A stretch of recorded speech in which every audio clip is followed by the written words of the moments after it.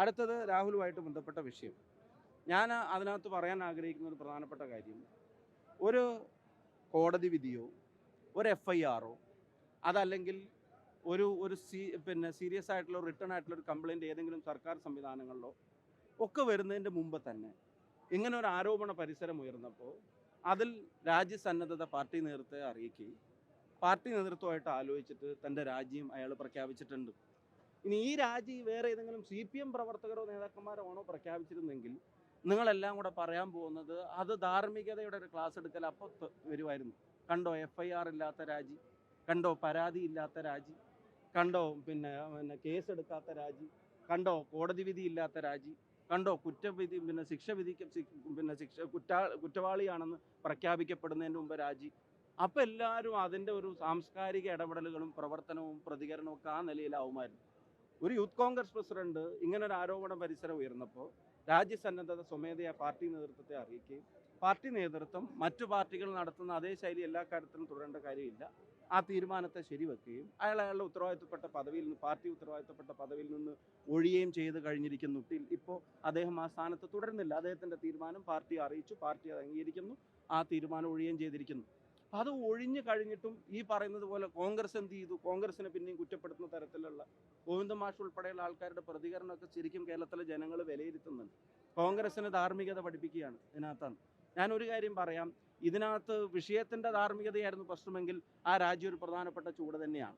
പക്ഷെ അതിനപ്പുറത്തേക്ക് കോൺഗ്രസിനെ നിർവീര്യമാക്കാം, കോൺഗ്രസ് പ്രവർത്തകരെ സൈലൻ്റ് ആക്കാം, ഗവൺമെൻറ്റിൻ്റെ ചെയ്തികളിൽ നിന്ന് ജനങ്ങളുടെ മുമ്പിൽ തൽക്കാലം മറച്ചു പിടിക്കാൻ ഇതിന് ഉപയോഗിക്കാം എന്നൊക്കെ വിചാരിച്ചിട്ടാണ് ഇപ്പോൾ ഇവിടെ നടക്കുന്ന സമരം ഉൾപ്പെടെയുള്ള ചില പ്രതികരണങ്ങൾ, CPM-ൻ്റെ പ്രതികരണങ്ങൾ എന്നുള്ള രാഷ്ട്രീയമായിട്ട് അതിനെ കാണാം. പക്ഷെ മാധ്യമങ്ങൾ ആ അജണ്ടയുടെ ഭാഗമായിട്ട് നിൽക്കുന്നത് എന്തിനാണെന്ന് എനിക്ക് മനസ്സിലാവുന്നില്ല, ചില മാധ്യമങ്ങൾ പ്രത്യേകിച്ചും. അപ്പം അങ്ങനെയൊക്കെയാണ് ഭാവമെങ്കിൽ ഒരു കാര്യം വളരെ സ്നേഹത്തോടെ വിനയത്തോടെ തന്നെ പറയാൻ ആഗ്രഹിക്കുന്നു, കോൺഗ്രസ് പ്രവർത്തകർ നിർവീര്യമാവില്ല.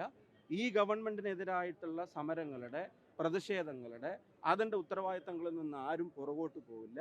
ഗവൺമെൻറ്റിൻ്റെ പരാജയങ്ങളെ തുറന്നു കാണിക്കുന്ന ആ സമീപനം തുടർന്നുകൊണ്ടേയിരിക്കും. ഈ പറയുന്ന രാജിക്കപ്പുറവുമുള്ള കോൺഗ്രസിൻ്റെ മൊറാലിറ്റിയെ ക്വസ്റ്റ്യൻ ചെയ്യുന്ന ഇൻറ്റൻഷൻ അത് ഈ പറയുന്നത് ധാർമ്മികതയിൽ അടിസ്ഥാനപ്പെടുത്തിയുള്ളതല്ല, നേരെ മറിച്ച് അത് രാഷ്ട്രീയ ലക്ഷ്യങ്ങളോട് കൂടിയുള്ളതാണ്. ഇപ്പോൾ കത്തുൾപ്പെടെയുള്ള വിവാദങ്ങൾ കത്തുമ്പോൾ അതിനെ മറക്കാൻ തൽക്കാലം ഇതിൻ്റെ പേരിൽ വല്ല ധാർമ്മികതയുടെ വേഷമണിയാന്നാണ് വിചാരിക്കുന്നത്. ഇനി അടുത്തൊരു പ്രധാനപ്പെട്ട ചോദ്യം, ഇപ്പോൾ MLA-മാർ ഉൾപ്പെടെയുള്ള കാര്യത്തിലുള്ളൊരു ചോദ്യമാണ് നിങ്ങൾ ചോദിക്കുന്ന പ്രധാനപ്പെട്ട ഒരു ചോദ്യം. ഞാൻ ചോദിക്കുന്നത്, ഇപ്പോൾ ഈ പറയുന്ന ഗോവിന്ദ മാഷ് ഉൾപ്പെടെയുള്ള സമിതി, ഞാൻ ആരും പേരൊന്നും പറയുന്നില്ല, പക്ഷേ ഒരു MLA-ക്കെതിരെ പോലീസ് കേസെടുത്തിട്ട് ചാർജ് ഷീറ്റ് സമർപ്പിച്ചിട്ടും ആ MLA ആ സ്ഥാനത്ത് തന്നെ തുടരട്ടെ, കുറ്റക്കാരനെന്ന് വിധിക്കുന്നവരെ തുടരട്ടെ എന്ന് തീരുമാനിച്ചവർ എങ്ങനെയാണ് കോൺഗ്രസിൻ്റെ ഒരു MLA-യുടെ രാജി ആവശ്യപ്പെടുന്നത്? പോക്സോ കേസിലെ പ്രതിയായിട്ടുള്ള ഒരാളെ പാർലമെൻറ്റ് ബോർഡ് അംഗമാക്കിയ വേറൊരു പാർട്ടി BJP, ആ BJP പ്രവർത്തകർ ഇവിടെ എങ്ങനെയാണ് ആ MLA-യുടെ രാജി ആവശ്യപ്പെട്ടിട്ടൊരു സമരം നടത്തുന്നത്? ഇനി രാഷ്ട്രീയമായിട്ടാണെങ്കിൽ ഇപ്പോൾ ഇവിടെ DYFI-ക്കാർ ഇവിടെ സമരം നടത്തി, സമരം കഴിഞ്ഞ് അവർ പിന്നെ വടക്കോട്ടാണ് പോകുന്നതെങ്കിൽ കണ്ണൂർ ജില്ലയിലെത്തിയ ആ സമരം അവർക്ക് പുനരാരംഭിക്കേണ്ടി വരും. മുഖ്യമന്ത്രിയുടെ സ്റ്റാഫിൽ ഉൾപ്പെടെയുള്ള ആളുകൾ എങ്ങനെയാണ് വന്നത് അവിടെ? ഇനി ഇപ്പുറത്തേക്കാണ് പോകുന്നതെങ്കിൽ ഇതേ ജില്ലയിൽ സമരം കഴിഞ്ഞ് ഇങ്ങോട്ടാണ് അവരുടെ യാത്രയെങ്കിൽ കോഴിക്കോട് ജില്ലയിൽ തന്നെ അവർക്ക് വീണ്ടും സമരം നടത്തേണ്ടി വരും. ഇപ്പോൾ ഒരു മന്ത്രിസഭയിൽ തുടരുന്ന മന്ത്രിക്കെതിരെ ഉയർന്നിരിക്കുന്ന ആരോപണങ്ങൾ എന്തെല്ലാമായിരുന്നു? എന്നിട്ട് ഇപ്പോഴും ആ മന്ത്രിസ്ഥാനത്ത് തുടരുകയല്ലേ?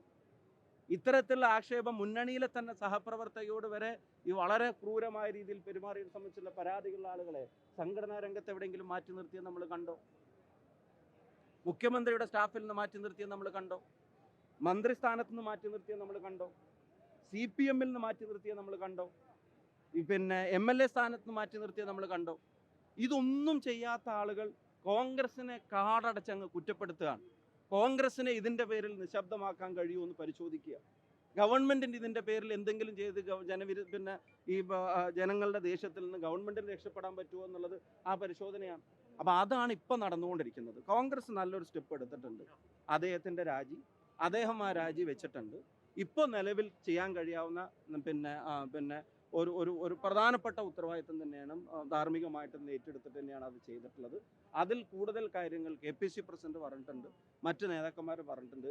ഇതിൽ കൂടുതൽ കാര്യങ്ങൾ അതിനെ സംബന്ധിച്ച് ഞാൻ എക്സ്പ്ലെയിൻ ചെയ്യേണ്ടതുണ്ട് എന്ന് ഞാൻ വിശ്വസിക്കുന്നില്ല. ഒരുപാട് ആരോപണങ്ങൾ, വോയിസ് ചാറ്റ് അടക്കം വാട്സ്ആപ്പ് ചാറ്റ് അടക്കം പുറത്തു വന്നതാണ് ഷാഫി പറമ്പിൽ.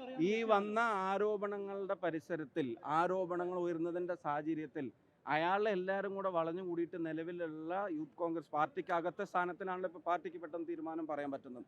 ആ സ്ഥാനത്ത് സംരക്ഷിച്ചു പിടിച്ച് മറ്റേ CPM ചെയ്യുന്നത് പോലെ വേറെ തരത്തിലുള്ള ന്യായീകരണങ്ങൾ ചമച്ച് എതിരെ വരുന്ന പ്രതിഷേധങ്ങളോട് അസംബന്ധമാണെന്ന് പറഞ്ഞ് തള്ളിക്കളഞ്ഞ് മൈക്ക് തള്ളിക്കളഞ്ഞ് പോയിട്ടൊന്നും ഇല്ലല്ലോ ഞങ്ങൾ. അയാളും അതിനകത്ത് പിന്നെ ഒരു തീരുമാനം ആ തരത്തിൽ തന്നെയാണല്ലോ എടുത്തിട്ടുള്ളത്. അയാൾ യൂത്ത് കോൺഗ്രസ് സംസ്ഥാന പ്രസിഡന്റ് സ്ഥാനത്ത് നിന്ന് അയാൾ രാജിവെച്ചല്ലോ ഇങ്ങനെ ഒരു ആരോപണ പരിസരത്തിൽ. അതൊരു സ്റ്റെപ്പ് തന്നെയാണല്ലോ, അത് നിങ്ങൾ അംഗീകരിക്കൂ. ബാക്കി നിയമപരമായിട്ടുള്ള കാര്യങ്ങൾ എങ്ങനെ ഇത്തരം കാര്യങ്ങൾ എന്തെങ്കിലും താങ്കൾ നേരത്തെ അറിഞ്ഞിരുന്നോ? അല്ല, അയാളുടെ രാജ്യസന്നദ്ധത അയാൾ പാർട്ടി നേതൃത്വത്തെ അറിയിച്ചിട്ടുണ്ട്. പാർട്ടിയുടെ നിലപാടും അക്കാര്യത്തിൽ മറിച്ചായിരുന്നില്ല. അവർ പാർട്ടി നേതൃത്വത്തെ അറിയിച്ചു. പാർട്ടിയോ അയാളും ഒക്കെ കൂടെ ആലോചിച്ചിട്ട് ഒരു തീരുമാനം. ഇനി നിങ്ങൾ ഇതുപോലെ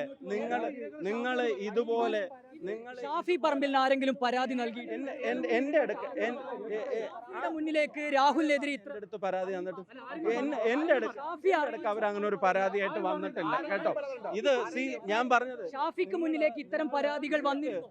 രാഹുലുമായി ബന്ധപ്പെട്ട പരാതികൾ ഷാഫിക്ക് മുന്നിലേക്ക് വന്നു. ഇതുപോലത്തെ ചോദ്യങ്ങൾ CPM പ്രവർത്തകർ ഈ സമാനമായ ഇൻസിഡൻസ് ഉണ്ടാവുമ്പോ നിങ്ങൾ ചോദിക്കും.